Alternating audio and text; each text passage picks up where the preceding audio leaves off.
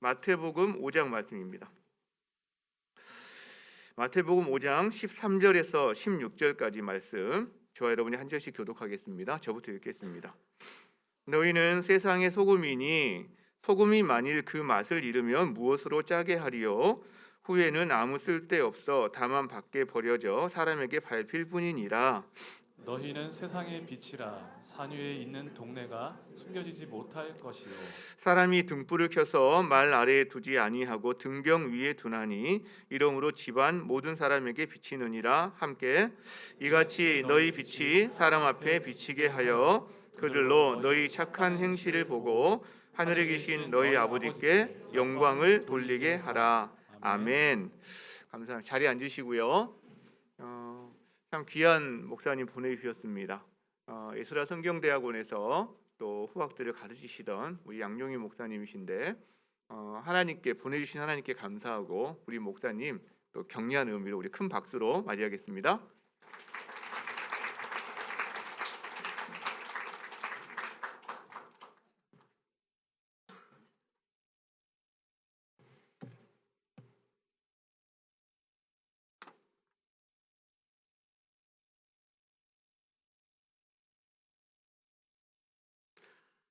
오늘 우리 죽전 우리 교회 신년 말씀 사경회에 하나님의 말씀을 여러분들과 더불어 함께 나누게 되어서 참으로 행복하고 또 기쁩니다. 말씀 사경회이기 때문에 오늘 저희들이 마태복음 5장 13절부터 16절 읽은 이 말씀을 가지고 그 전후의 본문들을 연결해서 말씀을 상고하는 가운데 여러분들에게 하나님으로부터 주시는 그 올 한 해를 살아가며 우리에게 주시는 하나님의 말씀의 메시지가 무엇인지 잘 함께 나누기를 기대합니다.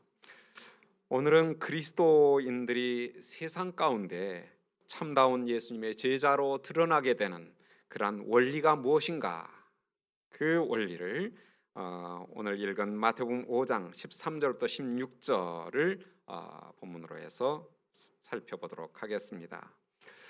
그 원리는 다름이 아닌 우리 그리스도인들이 이 세상 가운데 소금이고 또 세상 가운데 빛이 되는 그러한 원리입니다. 그리스도인이 세상의 소금이요 세상의 빛이다 라고 하는 사실은 우리 모두에게 너무나 잘 알려져 있는 모토와도 같은 그러한 진리입니다.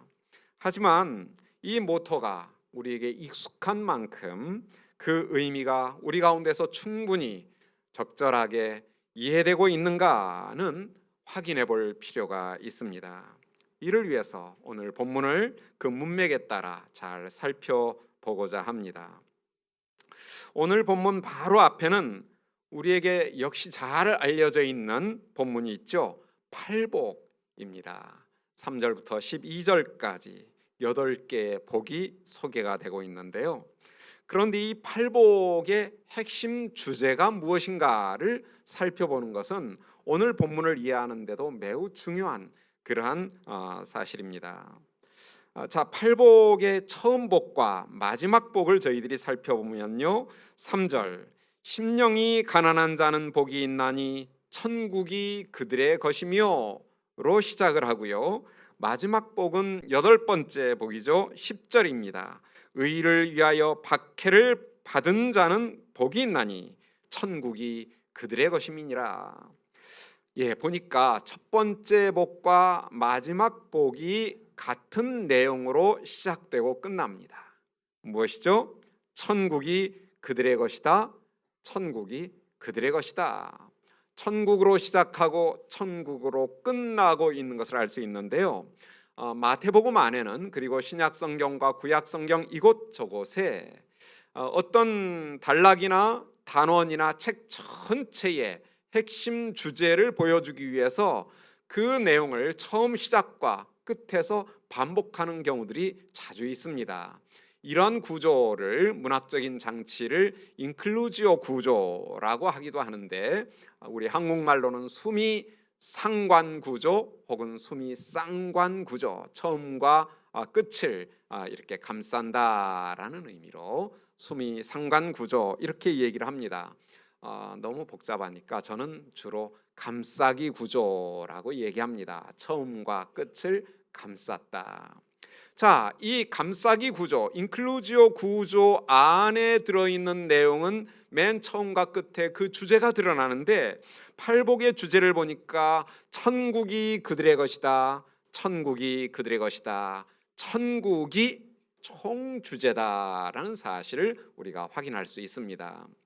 사실 저는 어려서부터 주일학교를 다녔었는데요, 주일학교에서 성경 암송대를 그때는 참 많이 했습니다. 그래서 이 팔복이 주요 그 본문입니다. 그래서 팔복을 많이 외우고, 그래서 잘 외우는 사람들에게는 이제 선물을 주죠. 상을 주는데 연필도 주고 공책도 주고.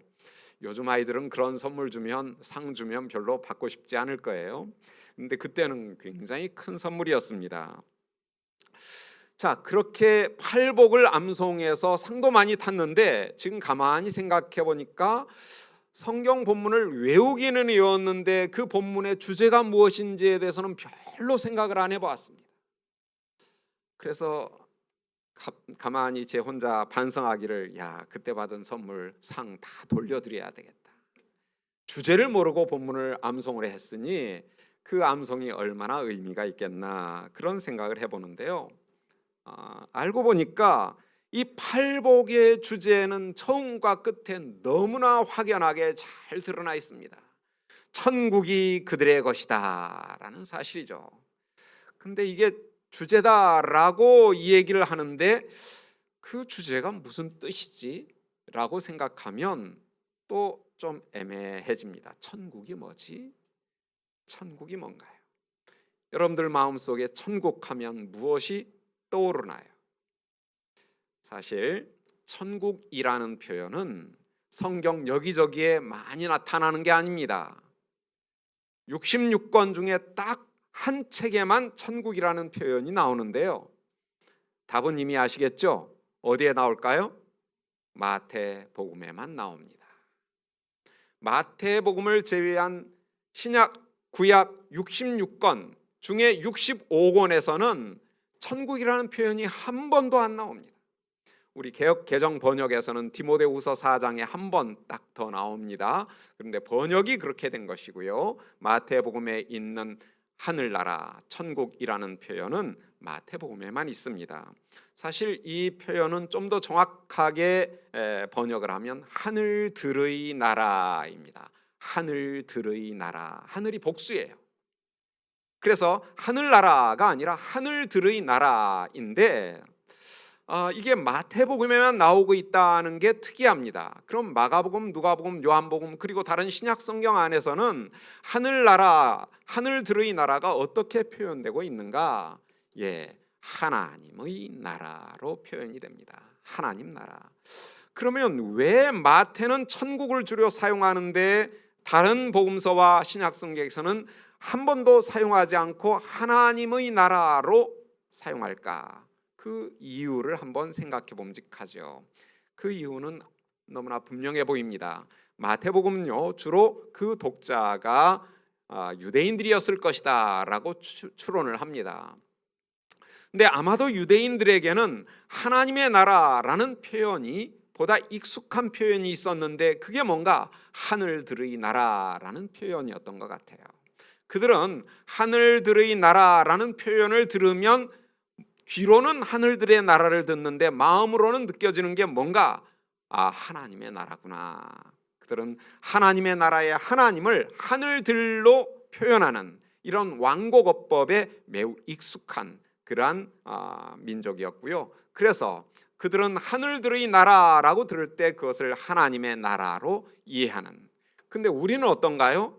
천국이라고 하면 그 천국이 하나님의 나라로 쉽게 연결이 되나요? 그거보다는 하늘나라니까 하늘 어디엔가 있을 것이다 라고 생각을 해서 자꾸 하늘을 쳐다보죠. 저기 어디엔가 하늘나라가 있겠지. 이방인들은 대개 그런 오해를 합니다. 그래서 마가복음부터 요한계시록까지는 한 번도 천국이라는 표현을 안 써요. 그런 오해할까 봐. 이방인들은 충분히 그런 오해를 할 수 있으니까. 근데 우리 한국 사람들은 이방인입니까? 유대인입니까? 이방인이죠. 그러니까 우리는 천국 하면 천국을 하늘을 쳐다보며 저기 어딘가 있다라고 상상하는 것이 아니라 바꾸어서 이해를 해야 됩니다. 아, 이 천국은 하나님의 나라구나라고. 그래서 마태복음을 읽을 때는 천국 굉장히 많이 나타납니다. 그럴 때마다 이 천국은 하나님의 나라다는 것을 바꾸어 자꾸 읽는 훈련이 필요하고요. 그래서 우리의 말에서는 천국이라는 표현을 자주 사용하기보다는 하나님의 나라라는 의미로 바꾸어서 이해하는 게 필요하죠. 근데 하나님의 나라 해도 그게 뭐냐라고 또 질문하면 그게 또 선명하게 이해가 안 될 수 있습니다. 요즘에는 하나님 나라에 대한 많은 강의들이 있기도 하고 설교 시간에도 아마 하나님의 나라에 대해서 많은 얘기를 하니까 조금은 이제 이해의 폭이 넓어지고 정확해져 갑니다만은, 제가 신학 공부할 때만 해도 하나님의 나라가 뭔지 별로 들어본 적이 없는 그러한 시대에 저는 신학을 공부했습니다. 자, 하나님의 나라가 뭔가요? 중요한 것은 나라라는 개념이 무엇인가를 잘 이해를 해야 하나님의 나라가 제대로 이해가 되겠죠. 근데 나라 하면 우리는 대개 국민, 주권, 영토, 이런 그림으로 나라를 이해합니다. 그러니까 하나님의 나라 해도 그런 의미로 연결해서 하나님의 나라를 이해할 가능성이 참 많습니다. 그러나 우리나라 말에 나라라고 번역된 성경 원어의 말은 바실레이아라는 단어인데요. 이 바실레이아라는 단어는 굉장히 큰 개념입니다. 그런데 그 큰 개념이 긴밀하게 연결된 한 단어가 있는데 바실리우스라는 단어예요. 바실리우스는 왕이라는 개념입니다. 그러니까 바실레이아는 왕과 연관되어 있습니다. 그러니까 성경에서 예수님이 하나님의 나라라고 말씀하실 때 그 나라의 개념은 왕 중심적인 개념이에요. 왕. 그래서 달리 말하면 하나님의 나라는 하나님이 왕이시다, 하나님이 우리의 왕이시다 라는 사실을 선언하는 것이에요. 그리고 그 왕이 당신의 백성들을 통치하신다 라고 말할 수 있어요. 그래서 하나님께서 당신의 왕권을 시행하시는, 그래서 당신의 백성을 통치하시는, 다스리시는, 이게 하나님의 나라의 가장 기본적인 의미입니다. 그래서 하나님의 나라 하면 우리의 마음속에 좀 그려야 돼요. 아, 하나님이 왕이시구나. 그리고 하나님께서 우리의 삶 속에 당신의 왕권을 시행하시고 그래서 우리가 하나님의 통치를 받는 것, 이게 하나님의 나라구나. 굉장히 역동적인 개념입니다. 관계적인, 인격적인 관계의 개념이에요. 하나님이 나의 왕이시고 내가 그분의 백성이다. 그러면 왕과 백성 사이의 관계는 너무나 분명합니다. 왕은 다스리고 백성은 그 다스림에 순종하는 것이죠. 그래서 하나님의 나라를 이런 역동적인 관계로 이해를 하고, 그러면 팔복은 뭐냐? 산상설교를 처음 시작하자마자 팔복이 나오는데 그 팔복의 주제가 하나님의 나라다라고 한다면, 팔복은, 그리고 산상설교는 하나님의 백성들이 그 하나님의 통치를 받았을 때 누리게 되는 행복이 무엇이냐를 보여주는 게 팔복입니다. 그래서 8가지의 행복, 제자는 이 8가지의 행복을 누리는 자들이다 라고 하는 그러한 진리가 이 팔복의 내용이다. 자, 그러면 우리가 하나님이 왕이 되셔서 우리를 다스리실 때 우리가 누리게 되는 8가지의 행복, 이 행복의 기준을 따라 살아가는 제자, 그 백성이 그러면 이 세상 가운데서 어떤 모습으로 나타나게 되느냐? 8가지의 행복을 누리며 우리가 살아갈 때 우리의 모습은 어떤 모습이어야 할까? 이 세상 가운데의 제자는 어떤 모습으로 드러나게 되는가? 그것을 보여주는 것이 오늘 세상의 소금이다, 세상의 빛이다 라고 하는 진리입니다. 자, 그런데 예수님은 팔복의 원리를 따라 그 행복을 누리며 살아가는 제자들의 특징을 세상의 소금이요 세상의 빛이다, 소금과 빛의 은유를 사용해서 제자의 정체성을 드러내 보여줍니다. 너희는 세상의 소금이다. 너희는 세상의 빛이다. 자, 왜 우리를 소금이라 했고 왜 우리를 빛이라 했을까요? 소금의 특징이 무엇일까요? 적지 않은 사람들은 세상의 소금이라고 하면 그 소금의 의미를 부패를 막아주는 기능을 한다. 그래서 제자는 이 세상 살아갈 때 세상의 부패를 방지하는 그런 역할을 해야 된다라는 그런 의미로 이해하는 경우들이 많습니다. 그런데 본문을 잘 살펴보면 그러한 부패의 기능, 물론 소금이 부패를 막아주는 기능을 하기는 하지만 본문에서는 그 부패를 막아주는 그러한 기능보다는 맛에 초점이 맞춰져 있다는 것을 알 수 있습니다. 그래서 소금이 만일 그 맛을 잃으면 맛에 집중이 되고 있어요. 그러면 소금의 맛이 무엇인가를 이건 물을 필요가 없죠. 소금이 무슨 맛을 내죠? 짠맛을 냅니다. 짠맛. 여러분, 짠맛을 소금 이외에 어떤 다른 물질로 낼 수 있는가요? 짠맛. 이 세상에 어떤 다른 물질로 짠맛을 낼 수 있나요? 아마 음식 하시는 분들은 마음속에 이미 사실 마음이 여기 있죠. 예, 그 머리에서 생각하니까 마음속에 그려질 거예요. 짠맛 낼 수 있는 거야 많지. 뭐 있죠? 간장, 된장, 고추장, 새우젓 다 짠맛 나잖아요. 음식할 때 그거 막 넣으면 짜워집니다. 그러니까 그런 것들이 다 짠맛을 내는데, 근데 정작 간장, 된장, 고추장이 짠맛을 내는 이유가 뭐죠? 간장을 담아본 사람들은 너무나 잘 압니다. 저희 어머님께서 간장을 담그실 때 보면 반드시 거기에다가 깨끗한 물을 이렇게 동이에다가 넣으시고 그 다음에 뭐를 넣나요? 거기다가 굵은 소금을 넣습니다. 근데 소금이 언제까지 넣어야지 될까요? 소금이 녹아서 어느 정도 될 때까지 소금을 넣어야 간장이 맛있을까요? 이건 본 사람만 알 수 있는데요, 저는 봤어요.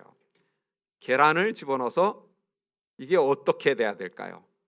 떠오를 때, 그때까지가 간이 맞는 거래요. 자, 지혜죠. 우리 옛날 어른들의 지혜인데 요즘에는 간장을 사다 먹지 그렇게 담아 먹지를 않으니까 간장에 소금이 들어갔는지 어쩌는지 몰라요. 근데 알 수 있는 방법은 거기에 성분표를 보면 거기에 천일염 이렇게 몇 프로 다 나와 있어요. 소금이 들어가서 짭습니다. 짠맛을 낼 수 있는 유일한 물질이 소금이에요. 독특한 맛. 마찬가지로 제자도 이 세상 가운데서 제자만 낼 수 있는 맛이 있다는 거예요. 소금의 맛처럼. 사실 다른 맛들은 여러 가지 물질로 낼 수 있습니다. 단맛 같은 경우에 설탕, 꿀, 조청, 엿, 그리고 요즘에는 건강에 좋다는 올리고당, 그리고 또 어떤 분들은 시럽을 좋아하면 시럽 종류도 많죠. 그 캐나다 사람들은 메이플 시럽 참 좋아하잖아요. 다 단맛을 냅니다. 물질이 다른데, 분자식이 다른데 단맛을 내요. 단맛은 다양한 물질로 낼 수 있습니다. 사실 예수님께서 너희는 세상의 설탕이다 이랬으면 참 좋을 것 같아요. 우리는 어디를 가든지 대환영을 받을 테니까요. 근데 설탕은 단맛을 내기는 하는데 다른 많은 물질로도 단맛을 낼 수 있어요. 독특성이 없습니다. 신맛, 쓴맛 다 마찬가지예요. 다양한 물질로 낼 수 있습니다. 근데 짠맛만큼은 소금으로밖에 내지를 못해요. 그 말은 무엇일까요? 너희는 세상 가운데 너희만 낼 수 있는 독특한 맛을 가진 존재들이다 라고 예수님은 지금 말씀하시는 것이에요. 소금이 독특한 맛을 내듯이 너희도 이 세상 가운데 독특한 너희만 낼 수 있는 복음의 맛, 팔복의 맛을 내는 자들이다. 빛의 특징 역시도 그것이 어두움과 완연하게 구별된다라는 데 있을 것입니다. 칠흑같이 어두운 밤에는 작은 호롱불이라도 현저하게 드러나게 됩니다. 왜요? 어두움과 빛은 구별되기 때문입니다.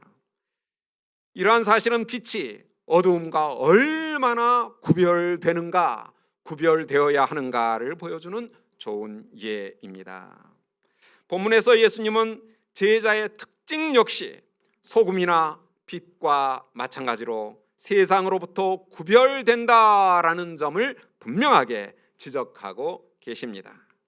이러한 제자의 구별된 모습은 오늘 본문 바로 앞에 나오는 팔복의 가르침에 너무나 잘 드러나 있습니다. 제자가 세상과 얼마나 구별된 존재들인가.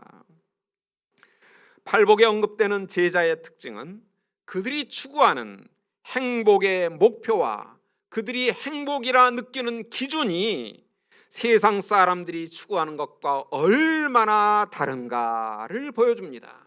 다른 정도가 아니라 완전히 반대되는 경우들이 많습니다. 세상 사람들은 이것을 행복이라 추구하는데 제자들은 이것이 진정한 행복이다라고 다른 방향으로 삶의 방향이 정해지는. 왜요? 행복을 추구하는데 그 행복이 다르니까.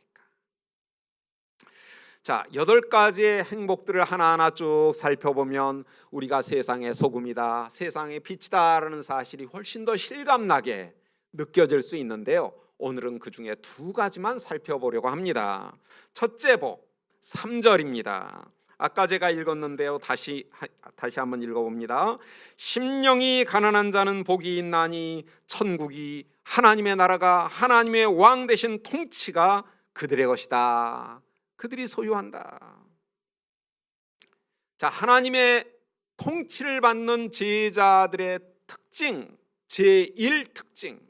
제자란 어떤 자들이냐? 그 첫 번째 특징은 영으로 가난합니다. 우리 본문에는 심령이 가난하다라고 했는데 원문을 좀 더 정확하게 번역하면 영으로, 영 안에서 영적으로 가난함이라고 얘기하고 있습니다. 과연 우리가 영으로 가난하다라는 말의 의미는 무엇일까요? 여기서 가난하다라는 단어의 의미부터 생각해 보는 게 필요하겠는데요. 가난하다 하면 우리 마음속에 가난이 뭐냐라고 하면 다양한 단계의 가난을 생각할 수 있습니다. 대개는 상대적인 가난을 얘기하죠. 저 사람은 50평에 사는데 난 18평에 사니까 나는 가난하다. 저 사람은 벤츠를 타는데 나는 지금 티코 타고 다니니 나는 가난하다. 되게 상대적인 그러한 그림으로 가난을 생각합니다. 그러나 여기에서 사용된 가난한이라고 번역된 단어는 헬라어로 프토코스인데요. 프토코스는 헬라어에서 가난을 얘기하는 다양한 6가지 정도의 단어들 중에 가장 낮은 수준의 가난을 지칭합니다. 그래서 대개는 이 프토코스의 의미는 절대적 가난으로 이해가 됩니다. 가진 게 아무것도 없어서 다른 사람의 도움이 없이는 살아갈 수 없는 상태, 다른 사람에게 절대적으로 의존할 수밖에 없는 상태, 그러한 상태를 가난, 이 프토코스로 표현을 합니다. 그래서 일반적으로는 이 프토코스를 사용하면 그는 거지와 같은 상태다. 거지가 무엇이죠? 가진 게 아무것도 없어서 남에게 의존해야만 생존이 가능한 사람들이에요. 거지다. 여러분들 거지 나사로라는 그 비유를 잘 아시잖아요. 근데 그 거지 나사로에 보면 거지 나사로라고 우리가 번역한 그 본문에 뭐라고 돼 있는가 하면 프토코스, 가난한 나사로로 돼 있어요. 그거를 거지 나사로라고 번역을 하고 있습니다. 굉장히 좋은 번역이에요. 단순한 가난이 아니에요. 거지와 같은 상태를 프토코스, 절대적인 가난으로 얘기하는데 여기서는 영으로 가난한 자라고 했습니다. 다시 말하면 영적으로 거지와 같은 상태다라고 얘기했어요. 그러면 영으로 거지와 같은 상태란 어떤 의미를 갖는가? 영으로는 하나님과의 관계를 전제합니다. 하나님 앞에서 우리의 모습을 전제하는 거예요. 그러면 우리가 하나님 앞에 나아갈 때 어떤 모습으로 나아가는 것을 의미하는가? 거지와 같은 모습으로 나아간다. 어떤 신학자가 그랬어요. 이 말씀은 하나님 앞에 우리가 나아갈 때 거지와 같은 모습으로 빈손 들고 나간다. 아무것도 가지지 않은 상태로, 아무것도 의존할 것이 없는 상태로 하나님 앞에 전적인 의존의 태도로 나아가는 것. 그러기 위해서는 먼저 자신을 지극히 낮춰야 됩니다. 왜요? 거지는 자신의 생존을 위해서 꼭 필요한 것도 있죠. 뭐 옛날 거지들은 깡통을 들고 다녔습니다. 이게 밥줄이에요. 깡통을 들고 다녀서 거기에서 이제 밥을 얻고 반찬을 얻고 해서 그걸로 생존을 합니다. 생계를 유지합니다. 요즘에는 이제 돈을 받죠. 옛날에는 밥을 받았습니다. 돈이 귀하던 시대에는. 깡통은 필요하지만 거지에게 있어서는 안 되는 게 한 가지 있습니다. 이게 있으면 굶어 죽습니다. 거지에게 있으면 굶어 죽는 거 뭘까요? 예, 마음속으로 다 생각이 나죠. 뭘까요? 자존심입니다. 옛날 IMF 때 참 대학원 나오신 분들도 거지와 같은 그러한 어려움에 직면을 했어요. 근데 그때 이제 대학원 나온 사람이 그 좌판을 놓고 국어를 하는데 전철역에 앞에 거기다가 뭐라고 썼는가 하면 저는 대학원 출신입니다. 그러니 5만 원 이하는 받지 않습니다. 이렇게 써붙이면 그 사람 어떻게 될까요? 예, 굶어 죽었다라고 아마 며칠 후에 신문에 날 거예요. 자존심은 허용되지 않습니다. 거지가 되면 10원짜리를 줘도 100원짜리를 줘도 500원짜리를 줘도 1000원짜리를 줘도 하나하나 다 감사한 마음으로 받아야만 되는 거예요. 나는 이런 사람이니까 이런 건 안 받는다 하면 그 사람은 굶어 죽는 거예요. 거지는 자존심이 있어서는 안 됩니다. 마찬가지로 우리가 하나님 앞에 영으로 가난하다라는 말의 의미는 하나님 앞에 나갈 때 아무것도 내세울 것이 없는 모습으로 빈손 들고 나가서 하나님께 절대적으로 의존하는 그러한 모습. 주님, 저는 주님의 도우심이 없이는 하루도 살아갈 수가 없습니다. 오늘 아침 저의 숨을 쉬는 것도 주님께서 저를 도와주시기 때문입니다. 이건 주님의 은혜입니다. 전적으로 하나님께 의존적인 모습으로 나아가는 그러한 모습, 그게 영으로 가난함입니다. 여러분, 세상 사람들은 어떻게 살아가죠? 자기를 굉장히 중시합니다. 그래서 자기 주장을 내세웁니다. 자기가 없는 게 아니라 자존심이 없는 게 아니라 자존심이 강할수록 그 사람은 뭔가 있는 것 같이 보이는 세상입니다. 그래서 학교에서, 직장에서, 친구들끼리, 가정에서, 심지어는 부부 사이에도 자존심 경쟁을 많이 합니다. 그렇죠? 예, 그래서 부부 싸움 할 때도 뭐 내가 옳다는 것 때문에 싸우는 것 아닙니까? 내가 옳다는 건 내 자존심이 살아 숨쉬는 거예요. 예, 부부 싸움은 한쪽이 아이고 미안해요, 내가 잘못했어요 하면 생길 수가 없어요. 근데 서로 내가 옳다라고 주장을 하니까 부부 사이에도, 형제 사이에도, 친구 사이에도, 직장에서도 충돌이 있습니다. 그런 상태에서는 내가 이겨야, 내 의견이 관철되었을 때라야 행복합니다. 그렇죠? 이게 세상의 행복이에요. 자기 주장을 내세우고 그 주장이 관철되었을 때 진정한 행복을 누리는 그것이 세상의 행복의 원리입니다. 그러나 제자는 어떻다는 것입니까? 영으로 가난한 자의 모습은 어떻다는 것입니까? 하나님 앞에서만이 아니라 사람들 앞에서도 자기 주장을 내려놓고 하나님 앞에 철저하게 낮은 모습으로 그분께 의존적인 태도로 나아갔을 때, 그때 진정한 안전감과 행복을 누리는 것, 그게 제자의 행복의 모습입니다. 그러할 때 하나님께서 그 제자를 다스리시는 왕이 되셔서 하나님 나라를 선물로 주신다는 것이에요. 그래서 영으로 가난한 자는 행복하다. 하늘나라가, 하나님의 왕적 통치가 그들의 것이다. 제1 행복의 귀결절이 뭡니까? 왜냐하면 하나님의 나라가, 하나님의 통치가 그들의 것이기 때문이다. 하나님의 나라를 소유하게 되는 것, 영으로 가난한 자들이 누리게 되는 행복입니다. 그리고 특권입니다. 제자는 이처럼 자기 주장 내세우기를 좋아하고 그 주장이 관철되었을 때 행복해하는 세상 사람들과는 너무나 구별된 그러한 행복의 제1 원리를 가지고 이 세상을 살아가는 사람들이고, 그래서 그들은 세상과 구별된 세상의 소금이요 세상의 빛이 되는 것입니다. 두 번째 우리가 좀 살펴볼 그 행복의 조건은 6절입니다. 6절. 의에 줄이고 목마른 자는 복이 있나니 그들이 배부를 것이미요라고 했습니다. 의에 줄이고 목마르다. 여기에 보니까 굶주림이 있는데 그 굶주림 무엇을 향한 굶주림이냐? 의를 향한 굶주림이다. 여기서 의란 무엇일까요? 의란 마태복음의 의가 여러 차례 나오는데요. 그 모든 의의 용례들을 다 연구한 한 학자가 여기에 마태복음에서 의는 하나님의 뜻에 순종하는 행동의 결과를 얘기한다라고 얘기합니다. 하나님의 뜻이 중요해요. 하나님의 뜻에 순종함, 그게 의라는 거예요. 관계적입니다. 하나님의 뜻이 우리의 삶 속에 영향을 미치는 것이에요. 그런데 여기서 우리가 기억할 것은요, 특히 첫 번째 복을 우리가 염두에 두었을 때 그분 뜻에 순종하는 이 제자의 의는 자기의 노력이나 자기의 힘으로 획득하는 그러한 의가 아닙니다. 그보다는 하나님의 통치의 결과로 주어지는 선물이다 라는 사실이에요.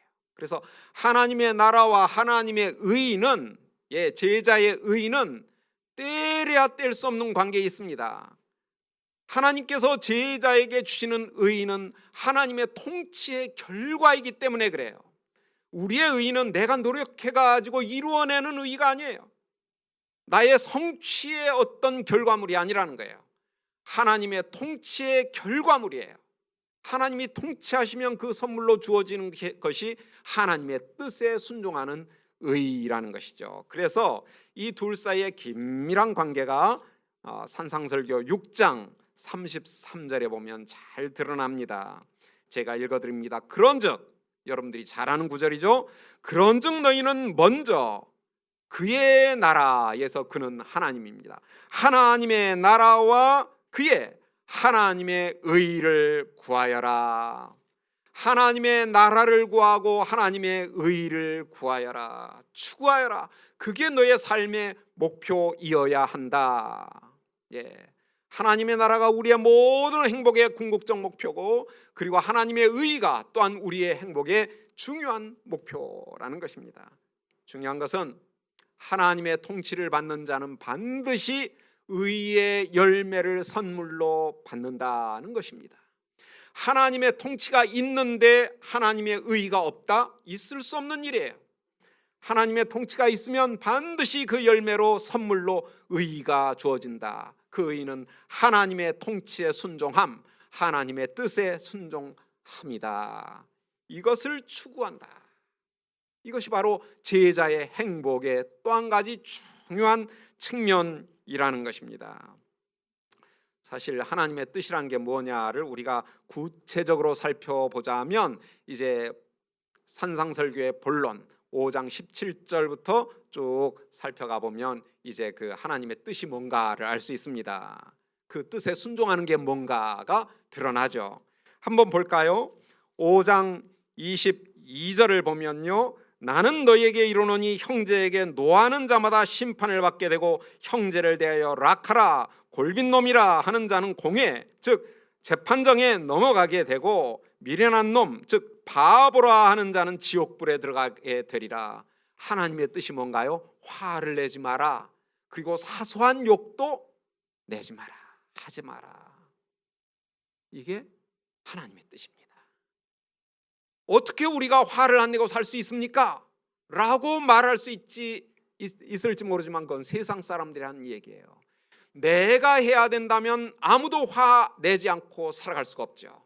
근데 하나님의 통치가 임하면 화를 내지 않는 은혜를 입게 된다는 것이 은혜예요. 우리가 화를 내야만 되는데 화를 안 낼 수 있는 것은 내가 노력한 결과가 아니라 하나님의 통치의 은혜, 하나님이 나의 왕이 되셨을 때 그 왕의 통치의 결과가 화를 내지 않는 것이다. 그런가 하면 37절에 보면 오직 너희 말은 옳다 옳다 아니라 아니라 하라. 예는 예가 되게 하고 아니오는 아니오가 되게 하라. 여기에서 지나는 것은 악으로 쫓아나는 것이다. 하나님의 뜻은 우리가 유리하든 불리하든 때로는 손해를 보던 예는 예라고 말을 해야 되고 아니요는 아니요라고 말을 해야 된다. 철저한 진실성. 어떤 상황 속에서도 진실만을 얘기하는 것, 그게 제자의 특징이라는 거예요. 더 나아가서 39절 하반절을 보면요, 악한 자를 대적하지 마라. 누구든지 내 오른편 뺨을 치거든 왼편도 돌려대며 또 너를 고발하여 속옷을 가지고자 하는 자에게 겉옷까지 가지게 하고 또 누구든지 너로 억지로 오리를 가게 하거든 그 사람과 심리를 동행하라. 누가 이렇게 살 수 있겠습니까? 뺨 한 대 오른쪽 뺨 맞으면 두세 대 쳐줘야 분이 풀리지 않겠어요? 속옷을 달라 하는데 안 뺏겨야 되는 건데 속옷을 줄 뿐만 아니라 겉옷까지 벗어줘라. 아버지의 뜻이. 세상은 어떠합니까? 세상이 과연 이런 상황에서 뭐라고 말을 할까요? 세상의 지혜가 무엇이고 세상의 행복이 무엇일까요? 세상은 자기 이익을 손해보지 않는 것, 이게 세상의 원리이고 세상의 행복입니다. 조금도 손해보지 않았을 때 행복한 게 세상의 모습이에요. 한 대 맞았을 때 두세 대를 때려줌으로써 그 마음속에 행복을 느끼는 것이 세상의 모습입니다. 내가 뺏기려고 할 때 뺏기지 않는 것, 손해볼 수 있는 상황에서 손해보지 않는 것, 그게 세상의 모습입니다. 그러기 위해서라면 때로는 거짓말도 좀 하고 때로는 적당히 불의와 타협도 하는, 그래서 내 이익을 챙기고 내 이익을 안전하게 지키는, 이게 세상의 지혜요, 세상의 행복의 수단입니다. 그래서 여기 혹시 변호사도 계시는지 모르겠지만 변호사가 해야지 될 중요한 역할 중에 불리한 말은 하지 마시오. 인정하지 마시오. 그래야 손해를 덜 보니까. 세상에서는 손해 안 보는 그 지혜를 지극히 지혜롭다라고 얘기를 해요. 그리고 그 길을 따라갑니다. 그래서 이익을 보고자 합니다. 손해 보지 않고자 합니다. 이게 세상의 원리예요. 근데 제자는 그렇게 하면 안 된다는 것이, 제자는 예는 예요, 아니오는 아니오요. 화를 낼 상황 속에서도 화를 내지 아니하고 욕을 해도 시원하지 않은 상황 속에서 사소한 욕마저도 하지 않는. 그리고 오른쪽 뺨을 맞으면 왼쪽 뺨까지 돌려대고 속옷을 달라 하면 겉옷까지 내주고 오리를 가자면 심리까지 동행해주는, 이게 옳으냐 그러냐, 이러면 내가 이익이냐 손해냐 이런 거 따지지 아니하고 철저하게 손해보는 입장에서. 그래서 7장 12절 산상설교 본론의 최종적 결론은 이렇습니다. 그러므로 무엇이든지 남에게 대접을 받고자 하는 대로 너희도 남을 대접하라. 자기 중심적으로 살지 말고 상대방 중심적으로 살아라. 어떻게 세상과 구별이 되나요? 이런 모습은 세상의 지혜로운 사람들의 모습과는 너무나 다른 모습입니다. 팔복이 바로 그런 세상과 구별되는 기준을 지금 우리에게 말하고 있는 것입니다. 과연 우리는 세상과 다르게 살아가고 있는가? 과연 세상은 우리를 다르다라고 인정하는가? 나는 개인적으로, 우리 가정적으로, 그리고 교회적으로 세상과 어떻게 다른가라는 질문을 깊이 심각하게 우리는 한번 점검해 보아야만 됩니다. 그런데 중요한 것은 왜 우리가 소금이고 왜 우리가 빛이어야만 할까요? 왜 세상과 구별되어야만 할까요? 그건 놀랍게도 역설적으로 세상을 위해서입니다. 우리가 세상과 구별되는 이유가 무엇이냐? 그것은 세상을 위해서. 그래서 예수님은 너희는 세상의 소금이요 세상의 빛이다 라고 얘기를 합니다. 너희는 소금이요 너희는 빛이다 라고 말하지 않습니다. 너희는 소금이니 세상과 구별되니 너희끼리 모여 살아라. 너희는 어둠과 구별된 빛이니 빛끼리 모여 살아라가 아니에요. 너희는 세상과 구별되지만 그 세상을 위하여 살아라 라고 얘기하고 있습니다. 제자는 세상과 구별될 뿐만 아니라 세상과 긴밀하게 연결되어 살아가야만 한다.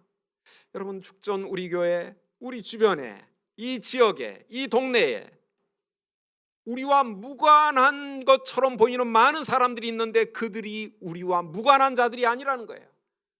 우리는 그들 가운데 소금의 맛을 내야 되고 그들 가운데 빛으로 드러나야만 된다.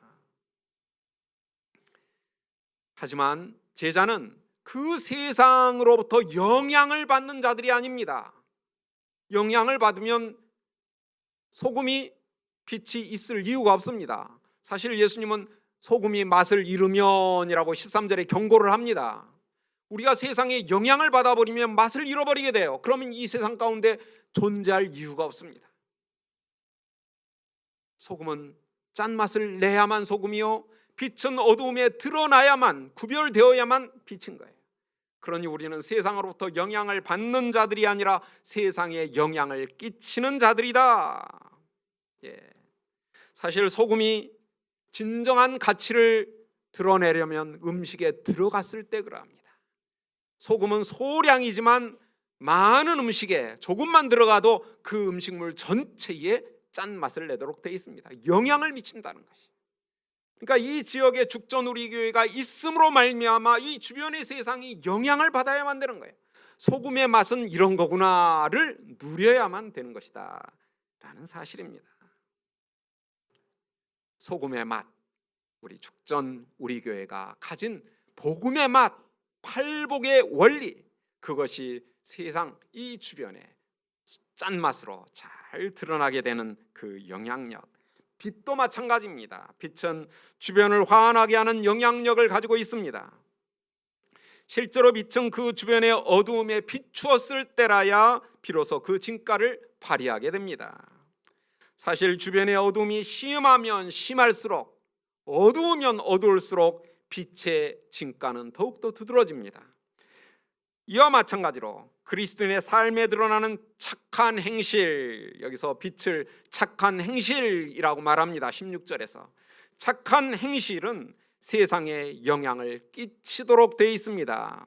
그래서 5장 16절 보면 이와 같이 너희 빛이 사람 앞에 비치게 하여 그들로 너희 착한 행실을 보고 하늘에 계신 너희 아버지께 영광을 돌리게 하라. 그런데 우리 주변의 세계가 어두울수록 그리스도인의 삶은 더욱더 그 영향력을 강하게 행사할 수 있게 됩니다. 이렇게 볼 때 진정한 그리스도인은 주변 세상이 악하다라고 해서 한탄하거나 원망하거나 아니면 공허한 비판만을 일삼는 그러한 존재들이 아닙니다. 진정한 그리스도인은 오히려 그러한 악한 주변 세상을 자신의 작은 빛을 비춰나갈 현장으로 생각하게 되고요, 그래서 자신의 제자의 삶에 충실하는, 그럼으로써 주변의 어두움의 빛으로 드러나게 되는 그러한 존재들입니다. 과연 우리는 세상의 소금과 세상의 빛이 되고 있습니까? 우리는 세상과 먼저 어떻게 구별되고 있습니까? 또한 우리 교회는 공동체적으로 세상에 어떤 영향을 끼쳐 나아가고 있습니까? 그런데 착한 행실이 무엇이냐를 다시 한번 정리합니다. 처음에 제가 말씀드렸는데요, 착한 행실은 의인데 이 착한 행실은 내 스스로의 노력의 결과가 아니라는 사실을 기억해야만 합니다. 그것은 하나님의 통치의 결과요, 따라서 전적으로 하나님의 은혜의 선물입니다. 내 노력의 결과가 아니라 하나님의 통치의 은혜의 선물이다. 그러기에 우리는 착한 행실을 위해 끊임없이 기도해야만 됩니다. 내가 해낼 수 있는 문제가 아니니까, 하나님의 선물이니까 착한 행실을 위하여 내가 노력하는 것이 아니라 오히려 나는 죽이고 하나님께서 내 안에 당신의 통치를 이루어 가심으로써 하나님의 뜻이 내 삶에 드러나도록, 그것이 하나님의 나라와 하나님의 의를 추구하며 또한 기도하라라고 하신 6장 33절의 원리입니다. 이처럼 기도할 때 그러한 기도의 응답으로 하나님의 통치가 우리의 삶의 면면이 임하게 되고, 그럼으로써 우리는 이 세상 가운데 소금이 되고 이 세상 가운데 빛으로 드러나게 됩니다. 그리고 그 결과 우리 주변의 세상은 우리의 착한 행실의 근원이신 하나님의 영광을 바라보게 됩니다.